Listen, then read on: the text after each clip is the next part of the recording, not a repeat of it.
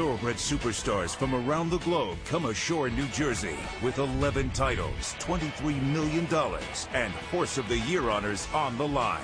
It's racing's richest event, the Breeders' Cup World Championships, live from Monmouth Park, October 26th and 27th.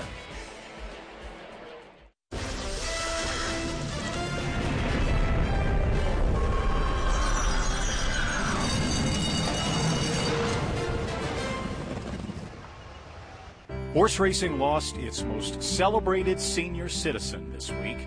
The 32-year-old gelding John Henry was laid to rest at the Kentucky Horse Park in Lexington, Kentucky, where he had resided as superstar emeritus for the last 26 years of his long life.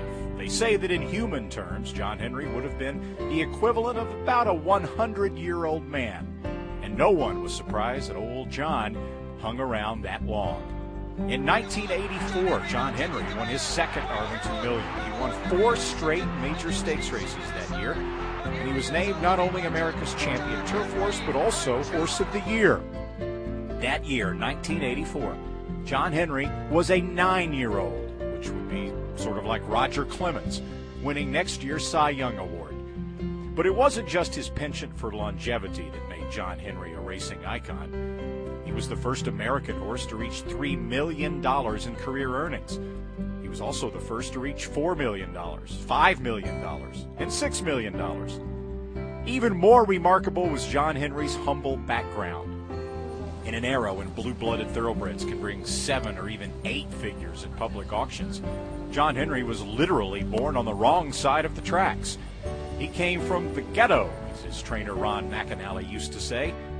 John Henry was originally purchased for $1,100. His legs were crooked, he was ugly, and he started his career in claiming races at minor league racetracks in Louisiana.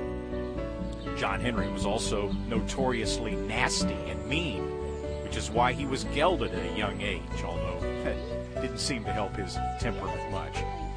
After he was finally retired, John Henry gained a new celebrity status as the Kentucky Horse Park's #1 tourist attraction. People came from far and wide to admire John Henry, although they weren't allowed to get too close. In the last year or two of his life, John Henry struggled in his old age. He had difficulty dealing with the summer heat waves. But some say that John Henry also gained a new happiness, a new comfort within his bay coat. And supposedly his personality even began to mellow somewhat. When John Henry's journey finally ended this week, there was sadness, certainly, but there was also a sense of satisfaction. Satisfaction that the remarkable story of one of horse racing's most famous warriors could be told yet again. And also a sense of satisfaction that for this horse that gave so many racing fans so much pleasure, well, we took pretty good care of him, too. Until next week, thanks for clicking on Stretch Drive.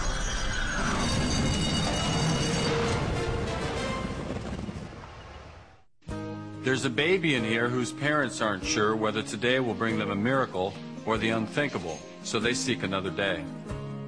The Ronald McDonald House helps get them there. It's a place to repair, a sanctuary. It's invaluable because parents need their energy, because maybe tomorrow their baby is coming home. I'm Kenny Mayne. For 6 months in 1996, this house was my family's home away from home. That's why I'm proud to support NTRA Charities and its efforts to benefit all Ronald McDonald Houses.